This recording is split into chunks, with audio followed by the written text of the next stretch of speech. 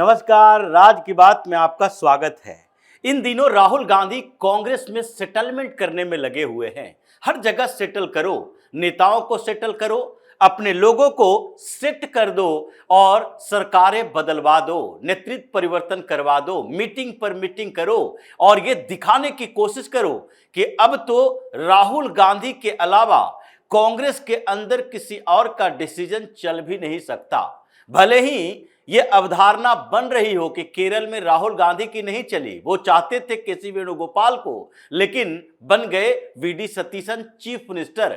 लेकिन फिर भी ये दिखाने की कोशिश तो जरूर है, मीडिया प्रोपेगेंडा तो जरूर है कि देखिए राहुल गांधी आखिरी पड़ाव पे हैं, कांग्रेस में वो अब अपनी मर्जी से निर्णय ले सकते हैं। लेकिन निर्णय कहां लोगे, जहां पर कांग्रेस की समस्याओं के समाधान के तरीके ढूंढने होंगे और आपके इर्द गिर्द के लोग, आपके आसपास के लोग, बड़े नेता ये सोचेंगे कि नहीं राहुल गांधी को आगे बढ़ाना है। लेकिन जहां चुनाव की बात आती है, राहुल गांधी तीसरे चौथे नहीं पांचवें पायदान पे पहुंच जाते हैं और यह स्थिति राज्यसभा चुनावों के लिए है। 24 सीटें राज्यसभा की और हर जगह पर कांग्रेस के अंदर परेशानी ऐसी कि कई बड़े नेता, यानी कि कांग्रेस के 4 बड़े नेताओं की तो सांसदी जा रही है, वो लौट कर नहीं आने वाले। और जहां संभावनाएं थी वहां भी संभावना बिखरते बिखरते ऐसी हो गई कि अभी तो चुनाव में समय है, लेकिन अब से ही अलग अलग राज्यों में कांग्रेस दरकती हुई दिखाई पड़ रही है। अभी जो चुनाव होना है उसमें कुछ जगह पर तो कांग्रेस के लिए संभावना ही नहीं है। 4 सीटें गुजरात की, लेकिन गुजरात में एक कांग्रेस के सांसद हैं राज्यसभा के, जिनका कार्यकाल पूरा हो रहा है, शक्ति सिंह गोहिल, जो कि गुजरात प्रदेश कांग्रेस के अध्यक्ष भी हैं। और उनको यह लग रहा है कि अब हम क्या करेंगे, क्योंकि प्रदेश संगठन में बैठे कुछ नेता जो कि अपना सब कुछ प्रदेश संगठन में दे रहे हैं और वो विधायक नहीं हैं, वहां पर नेता प्रतिपक्ष की कोई भूमिका नहीं है, क्योंकि वो है ही नहीं, कैबिनेट मिनिस्टर का दर्जा नहीं है, पावर उनके पास कुछ नहीं है। तो संगठन में कांग्रेस के कुछ नेताओं के साथ मीटिंग करके या आपके संगठन को मजबूत करने की कोशिश करके वो करेंगे क्या, क्योंकि आगे भी गुजरात में संभावना नहीं। तो ऐसे में शक्ति सिंह गोहिल की सांसदी तो गई, क्योंकि वहां पर 4 की 4 सीटें भारतीय जनता पार्टी को आ रही है, कांग्रेस चुनाव लड़ने के लायक ही नहीं है। लेकिन उसके बाद 4 सीटें आंध्र प्रदेश में भी खाली हो रही है, वहां भी कांग्रेस 0 पर आउट। वहां कांग्रेस के लिए चुनाव लड़ने के लिए कोई आधार ही नहीं है कि एक सीट पर चुनाव भी लड़ सकते हैं। 4 की 4 सीटें भारतीय जनता पार्टी, टीडीपी और पवन कल्याण की पार्टी के पास जाएगी। ये तीनों पार्टियां ही 4 सीटों के लिए दावेदारी पेश कर चुकी है और कांग्रेस के लिए खाली हाथ है, यानी गुजरात में 0, आंध्र प्रदेश में 0। लेकिन कर्नाटक में है, कर्नाटक में संभावना 3 सीटों की थी, लेकिन ऐसा लगने लगा है कि कर्नाटक के विवाद के कारण ये 3 सीटें घटते घटते 2 और 1 पर ना आ जाए, जो कि तरीके दिखाई पड़ रहे हैं। अभी तक भारतीय जनता पार्टी ने एक रणनीति बनाई और वहां पर बीजेपी की मीटिंग हुई, जिसमें कहा गया 1 सीट तो कंफर्टेबल तरीके से हमारा है ही, क्योंकि कर्नाटक में 4 सीटें जो खाली हो रही है उसमें से 1 सीट भारतीय जनता पार्टी को मिलना निश्चित है। 46 विधायकों की जरूरत है, बीजेपी के पास 66 विधायक हैं, 20 सरप्लस वोट हैं, उसका क्या करेंगे। ये जो मीटिंग हुई उसमें इसी बात की चर्चा हुई कि क्या जेडीएस अपना उम्मीदवार खड़ा करेगी, क्या देवगौड़ा फिर से राज्यसभा जाने की सोचेंगे। अगर सोचेंगे तो फिर 20 विधायक जो हमारे हैं हम उनके सपोर्ट में वोटिंग करवाएंगे। लेकिन देवगौड़ा की तरफ से ये दिखाई दे रहा है कि उनका मानना है कि हमारे पास 19 विधायक तो हैं, लेकिन ऐसी स्थितियों में जबकि देवगौड़ा को समर्थन के लिए दूसरी पार्टियों पर निर्भर रहना पड़ेगा, यानी कि कुछ छोटी पार्टियां, कुछ इंडिपेंडेंट और साथ ही कांग्रेस के चल रहे इस घमासान में कुछ बगावत करने वाले विधायक, क्रॉस वोटिंग तो कर्नाटक में होनी है। इसलिए देवगौड़ा से अभी बातचीत चल रही है कि अगर आप चुनाव लड़ना चाहते हैं तो भारतीय जनता पार्टी की तरफ से एक ही कैंडिडेट अनाउंस किया जाएगा, एक कैंडिडेट आपकी पार्टी का होगा, आप खुद ही चुनाव लड़ सकते हैं। लेकिन अगर आप नहीं लड़ते, जेडीएस को लगता है कि आप मैनेज नहीं कर पाएंगे, तो फिर दोनों सीटों पर हम दावेदारी पेश करेंगे। यानी कि जो 3 सीट की संभावना थी कर्नाटक के अंदर, वो 3 सीट नहीं रही, बल्कि अब कांग्रेस लगभग ये मान चुकी है कि 2 ही राज्यसभा सीटें वहां से जीतकर आ सकते हैं। और ये दूसरे सीट पर भी ये डिपेंड करता है कि सिद्धारमैया का अगला दाव क्या होगा, क्योंकि वो तो कह रहे हैं कि नहीं नहीं, हम दिल्ली की राजनीति तो नहीं करेंगे, हम दिल्ली जाएंगे नहीं, हम कर्नाटक में रहेंगे, चाहे एक सामान्य विधायक बनकर ही रहना पड़े, क्योंकि कैबिनेट में तो हम शामिल नहीं होंगे। यानी मुख्यमंत्री पद से इस्तीफा देने के बाद हम कोई मंत्री नहीं बनकर रहेंगे, सामान्य विधायक बनकर रहेंगे, पूर्व चीफ मिनिस्टर। कर्नाटक हमने छोड़ा नहीं कि उधर कर्नाटक के अंदर हमारे लिए जगह शून्य हो जाएगी और दिल्ली में हमारी कोई जगह है ही नहीं। यह अभी के आश्वासन से कुछ होने वाला नहीं है, क्योंकि दिल्ली में 4-5 नेता जो राहुल गांधी के इर्द गिर्द है, उसके अलावा किसी की पहचान हो भी नहीं सकती। और आगे नॉर्थ इंडियन स्टेट में हमारी पहचान है नहीं। कांग्रेस के दरकते हुए आधार से यह लगता है कि नॉर्थ इंडिया में ऐसे भी कांग्रेस अब सर्वाइवल वाली स्थिति में भी नहीं है। तो इसलिए सिद्धारमैया अपने अलग प्लानिंग बना रहे हैं। और अगर इन्होंने कुछ बड़ा खेल कर दिया, अगर इन्होंने अपने समर्थक विधायकों को ये पहली बार के बदले की बात कर दी, यानी डीके शिव कुमार चीफ मिनिस्टर बनेंगे, और उस समय क्या होगा, उस समय पहला चुनाव इनके लिए होगा राज्यसभा का और एमएलसी का। और राज्यसभा के चुनाव में उसी तरीके से सिद्धारमैया बदला ले सकते हैं जैसे कि लोकसभा चुनाव में डीके शिव कुमार ने किया था। क्योंकि 2023 में विधानसभा चुनाव के बाद सरकार बनी, और सरकार बनने के बाद जब डीके शिव कुमार चीफ मिनिस्टर नहीं बने तो उनको लग रहा था अब रिपोर्ट कार्ड किसके पक्ष में जाएगा। यानी 1 साल बाद चुनाव 2024 में लोकसभा का, और उस समय सिद्धारमैया का नेतृत्व, अगर सिद्धारमैया के नेतृत्व में कांग्रेस बेहतर प्रदर्शन लोकसभा चुनाव में कर ले तो उसके बाद ये 2.5 साल का फार्मूला तो छोड़ो, सिद्धारमैया कुर्सी छोड़ेंगे नहीं। इसलिए डीके शिव कुमार जो उस समय भी अभी भी प्रदेश अध्यक्ष हैं, उन्होंने संगठन के अंदर ही खेल शुरू कर दिया। और नतीजा क्या निकला? नतीजा यही कि कांग्रेस वहां 9 पर सिमट गई, संभावना 20 की थी। 28 में से 19 सीटें भारतीय जनता पार्टी और जेडीएस का गठबंधन लेकर आ गई।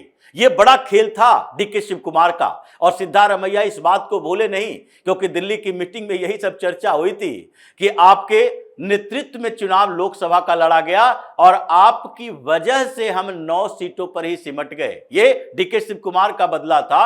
अब सिद्धारमैया की बारी है तो ये भी बदला लेंगे। और ये राज्यसभा का चुनाव ऐसा है जिसमें डीके शिव कुमार की परीक्षा होगी कि कितने विधायक आपके साथ थे और अभी हैं, क्योंकि राज्यसभा के चुनाव में यही विधायक वोट देने वाले हैं। और अगर फर्स्ट प्रेफरेंस, सेकंड प्रेफरेंस और उसमें भी क्रॉस वोटिंग, ये बड़ा मामला, ऐसा पेच है जिसमें सिद्धारमैया पहले से ही माहिर हैं। तो अगर खेल कर दिया तो खड़गे की भी कुर्सी जाने की संभावना है, क्योंकि 2 सीटें होगी और 2 सीटों में खड़गे एक है उम्मीदवार, दूसरे किसी और को बनाया जाएगा अगर सिद्धारमैया ने रिजेक्ट कर दिया तो। और रिजेक्ट कर दिया तो फिर दूसरे को भी हराने की कोशिश करेंगे। जो तरीके अभी दिख रहे हैं सिद्धारमैया के, जो तेवर दिखाई पड़ रहे हैं, यानी कर्नाटक में भी पेच फंसा है राज्यसभा की सीटों पर।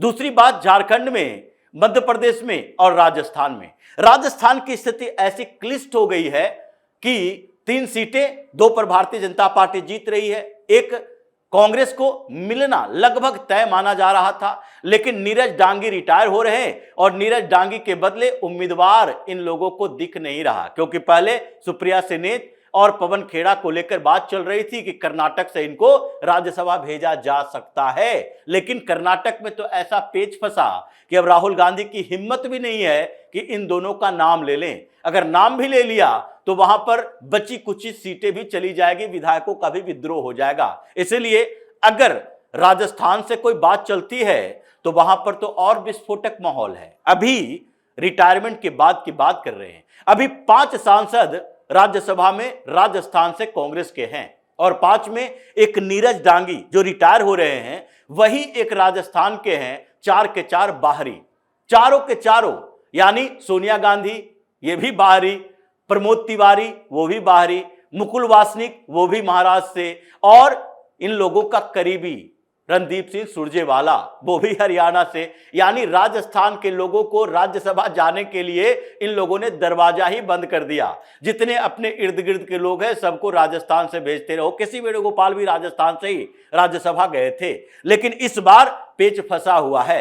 वहां विधायकों ने विद्रोह करना शुरू कर दिया है और फिर उधर भी ये जो अशोक गहलोत इन दिनों फिर से एक्टिव हुए, बोल रहे हैं हम लोगों के लिए भी जगह चाहिए। अब हम फिर से दिल्ली की राजनीति करना चाहते हैं, राजस्थान में स्कोप खत्म हो गया है। तो जो स्थिति चली है उसमें यह नहीं कहा जा सकता, राजस्थान में तो 40-40 विधायक विद्रोही हो चुके हैं। तो ऐसी स्थिति में वहां पर भी पेच फंसा है। और मध्य प्रदेश में दिग्विजय सिंह को भारतीय जनता पार्टी वहां पर पहले से ही तैयारी कर रही थी, 3 महीना पहले से। पिछले 4 जो कांग्रेस के विधायक है, क्योंकि वहां कोटा 58 विधायकों का है और भारतीय जनता पार्टी को छोड़ दें तो वो 2 सीटें तो कंफर्टेबली जीत जाएगी। तीसरी सीट की बात है जिसकी तैयारी पहले से हो रही थी। और इसलिए जो कांग्रेस के 65 विधायक हैं उसमें से 4 विधायकों को कांग्रेस ने ही नोटिस भेज रखा है पिछले राज्यसभा चुनाव से के समय से ही, क्योंकि ये लोग भारतीय जनता पार्टी के नेताओं के साथ मिलजुल रहे थे, मीटिंग में जा रहे थे, सीएम के साथ बैठक कर रहे थे, तो नोटिस भेज दिया गया। वो तो बागी हो चुके हैं। लेकिन भारतीय जनता पार्टी ये मान कर बैठी थी कि अभी 3-4 और चाहिए और इसके लिए हो सकता है तैयारी पूरी भी हो चुकी होगी। और अगर दिग्विजय सिंह को फिर से रिपीट नहीं करने की बात की गई तो ऐसी स्थिति में दिग्विजय सिंह ही 10-15 विधायकों को तोड़ लेंगे जो उनका दिख रहा है। क्योंकि जीतू पटवारी के खिलाफ, इन लोगों के खिलाफ जो दिग्विजय सिंह के स्वर रहे, जो पिछली बार के मीटिंग के दौरान भी कह दिया कि आप लोगों को तो केसी वेणुगोपाल, राहुल गांधी से सीधा संबंध है, हम जैसे लोगों को आप अपने मीटिंग में भी बुलाना पसंद नहीं करते। बागी तेवर तो उनका भी है राज्यसभा को लेकर। अगर उनको रखा गया तो उनके विरोधी गुट परेशान, और इसीलिए ऐसा लग रहा है कि मध्य प्रदेश में एक सीट जो मिलने की संभावना थी वो भी नहीं मिलेगी। लेकिन भारतीय जनता पार्टी एक जगह पर और जहां पर उभर रही है कि नहीं, एक सीट तो लेकर रहेंगे, वो है झारखंड। झारखंड के अंदर 2 सीटें खाली, 28 विधायक की जरूरत, 24 भारतीय जनता पार्टी के पास है। और हेमंत सोरेन को लग रहा था कि नहीं, दोनों की दोनों सीटें हमारी होगी, यानी हो सकता है कि कांग्रेस एक सीट पर दावेदारी नेगोशिएशन में कर ले। लेकिन हेमंत सोरेन तो कह रहे थे नहीं, दोनों सीटें हमारी ही होगी। कांग्रेस और जेएमएम के बीच भी टकराव चल रहा है। लेकिन भारतीय जनता पार्टी ने वहां पर एक उम्मीदवार की घोषणा की बात कर दी, प्रेस कॉन्फ्रेंस में कह दिया हम तो खड़ा करेंगे और 24 हमारे पास है, 4 की जरूरत है। तो इससे परेशान होकर हेमंत सोरेन ने क्या किया, चुनाव आयोग को लेटर लिखा कि यहां हॉर्स ट्रेडिंग चल रही है, यहां भारतीय जनता पार्टी के लोग हमारे विधायकों को तोड़ रहे हैं। तुम्हारे विधायक कौन से? आपके विधायक टूटे न टूटे, लेकिन 4 राजद वाले टूटेंगे, कांग्रेस के कुछ टूटेंगे, क्योंकि कांग्रेस तो ऐसे ही वहां परेशान है, 3-3 गुट बन चुके हैं, और दूसरे जो इंडिपेंडेंट हैं वो सब भी टूटेंगे। तो भारतीय जनता पार्टी को केवल 4 विधायकों का समर्थन चाहिए और वो एक सामान्य स्थिति है। इसलिए कांग्रेस से तो 21 राज्यसभा सीटें छिन ही रही है, 4 बड़े सांसदों की सांसदी जा रही है नेताओं की, और इधर सुप्रिया सिनेत और दूसरा पवन खेड़ा, ये दोनों जो आस लगाकर बैठे थे सदमे में हैं। राहुल गांधी से गाली गलौज चल रहा है इस दिनों कि अब कितना दिन, क्योंकि आगे जो चुनाव होगा राज्यसभा का उसमें तो कांग्रेस की संभावना और भी खत्म है। इन राज्यों में एक भी सीट नहीं मिलने वाली, और जहां मिलने की संभावना थी यानी कि कर्नाटक में, वहां अभी खाली नहीं, 2028 तक तो और खाली नहीं होगी। तो ऐसी स्थितियों में इन लोगों ने जिसे सेट कर दिया वो तो सेट है 28 तक, 30 तक, लेकिन उसके बाद जो वेटिंग लिस्ट में है वो अब चिढ़े हुए हैं कि अब तो लगता है कि इनके इशारे पर चलते चलते थक गए हैं, अब आगे हो नहीं सकता। इसलिए इन लोगों से उम्मीद मत करो। अब राहुल की टीम में भी विवाद पैदा हो गया, क्योंकि ये राज्यसभा ऐसी जगह है जहां पर इन लोगों को उम्मीद थी कि लोकसभा में जीत नहीं पाएंगे तो राज्यसभा में ही सही, लेकिन वो स्थिति बदल गई और नेता प्रतिपक्ष ये जो राज्यसभा के अंदर है, ये लगता है शाह ने मान कर लिया है कि लोकसभा में तो अभी 2029 तक राहुल गांधी नेता प्रतिपक्ष रहेंगे, लेकिन राज्यसभा का जो चेंज हो रहा है इक्वेशन, उसमें तो एक चुनाव और उसके बाद नेता प्रतिपक्ष की कुर्सी गई, कांग्रेस के पास रहेगी नहीं। ये बॉर्डर लाइन पर चल रहे हैं 27 सांसद, और इसमें अगर एक दो ने इस्तीफा दे दिया तो बीच में ही गई, क्योंकि 25 की जरूरत है राज्यसभा में नेता प्रतिपक्ष की दावेदारी के लिए, और 25 से नीचे खिसकने की पूरी गुंजाइश कांग्रेस के अंदर दिखाई पड़ रही है। संभावना जो है वो हकीकत में बदलता दिखाई पड़ रहा। इसलिए राहुल गांधी जितने टसन में रहे, लेकिन उनकी दुर्गति शुरू हो चुकी है। तो इसी तरह की खबरों के साथ फिर से हाजिर होंगे, तब तक के लिए बने रहिए हमारे साथ और देते रहिए हमें सहयोग, ताकि इसी तरह की खबर हम आपके लाते रहें। धन्यवाद।